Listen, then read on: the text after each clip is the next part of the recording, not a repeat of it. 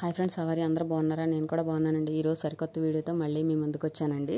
నేను ఈరోజు చూపించబోయేది పుచ్చకాయ జ్యూస్ అనమాట. పుచ్చకాయలు వేసవికాలంలో చాలా ఇష్టంగా తింటాం కదా ఫ్రెండ్స్.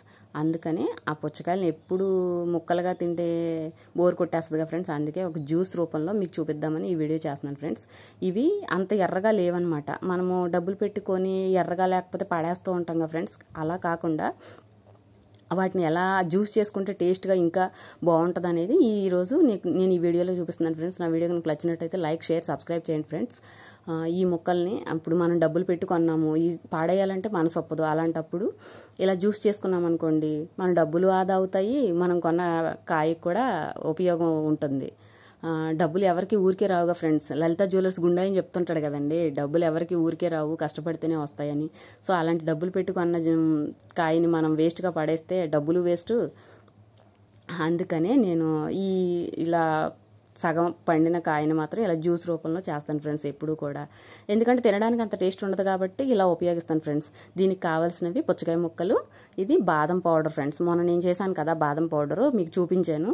వీడియో లింక్ డిస్క్రిప్షన్లో ఇస్తాను, ఒకసారి క్లిక్ చేసి అది కూడా చూడండి ఫ్రెండ్స్.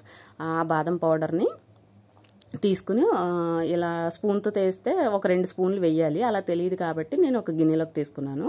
ఒక పెద్ద స్పూన్తో ఒక 2 స్పూన్లు వేసుకోవాలి. దీనివల్ల ఏంటంటే బలానికి బలము వస్తే టేస్ట్ కూడా బాగుంటుంది ఫ్రెండ్స్. ఒకసారి మీరు ట్రై చేయండి. ఇలా ఎప్పుడు మీరు ట్రై చేసి ఉండరు. మామూలుగా పుచ్చకాయ జ్యూస్ అంటే ఏదో పుచ్చకాయ కొంచెం పంచదార వేసి చేసేస్తారు, అలా కాదు. ఇది కూడా యాడ్ చేయడం వల్ల మనకి బయట మనము రోడ్ మీద జ్యూస్ షాప్లో తాగుతాం కదా ఫ్రెండ్స్, అలాంటి స్ట్రక్చర్ ఉంటుంది, చాలా టేస్ట్ ఉంటుంది అనమాట. మీరు ఒక్కసారి తాగితే అసలు ఇంకా విడిచిపెట్టరు. ఇలాగే చేసుకుని తాగాలి అన్నట్టుగా ఉంటుంది. దీనివల్ల మనకి బలం కూడా పెరుగుద్ది ఫ్రెండ్స్. ఎముకలకు కూడా మంచి బలం వస్తుంది అనమాట. పుచ్చకాయ వలన వాటర్ మన బాడీకి అందుద్ది. ఈ బాదం పౌడర్ వలన ఎముకలకు కూడా బలం వస్తుంది. డి విటమిన్ ఉంటుంది కదా ఫ్రెండ్స్ బాదంలో, అది. ఇప్పుడు మిక్సీ గిన్నె తీసుకుని అందులో ఈ పౌడర్ వేసుకోవాలి ఫ్రెండ్స్. ఈ పౌడర్ వేసుకుని ఏంటంటే ఈ పౌడర్ వేసుకోవడం వల్ల టేస్ట్ కూడా చాలా బాగుంటుంది మనకి. అట్ ద సేమ్ టైం బలం కూడా వస్తుంది ఫ్రెండ్స్. పుచ్చకాయ ముక్కలు వేసుకోవాలి. పుచ్చకాయ ముక్కల్ని వేసుకుని ఈ పాలు అనేవి ఏంటంటే పాలు కూడా యాడ్ చేసుకోవచ్చు, మీ ఇంట్రెస్ట్ని పెట్టి ఫ్రెండ్స్. కొందరు పాలు ఇష్టపడరు కాబట్టి నేను నార్మల్గా చేసేస్తున్నాను. పాలు ఇంట్రెస్ట్ ఉండి తాగుతారు మా పిల్లలు అనుకున్న వాళ్ళు మాత్రం పాలు కూడా యాడ్ చేసుకోండి, చాలా టేస్ట్గా ఉంటుంది. నేనైతే పాలు పోయట్లేదు ఫ్రెండ్స్, ఓన్లీ పుచ్చకాయ ముక్కలు, బాదం పౌడరు అండ్ పంచదార, ఈ మూడింటితోనే చేస్తున్నాను. ఇవన్నీ మిక్సీ గిన్నెలో వేసుకుని ఒక్కసారి మిక్సీ కొట్టాలి ఫ్రెండ్స్. బాగా జ్యూసీగా అయ్యేలాగా, జ్యూస్ అంతా బయటకు వచ్చేలాగా మిక్సీ కొట్టాలి ఫ్రెండ్స్. ఎందుకంటే పిల్లలకి కదా, పెద్దవాళ్ళు కూడా తాగొచ్చు. పిల్లలు తాగేటప్పుడు ఏంటంటే అది జ్యూస్ ఫైన్గా ఉంటేనే బాగుంటుంది.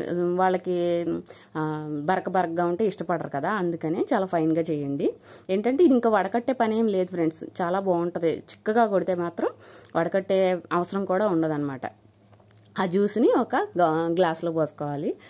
నేనైతే పుదీనాతో గార్నిష్ చేశాను ఫ్రెండ్స్. ఈ పుదీనా ఎందుకు వేస్తున్నానంటే వేసవికాలంలో పుదీనా కూడా మనం వాడాల్సిన ఒక ఆకుకూరే.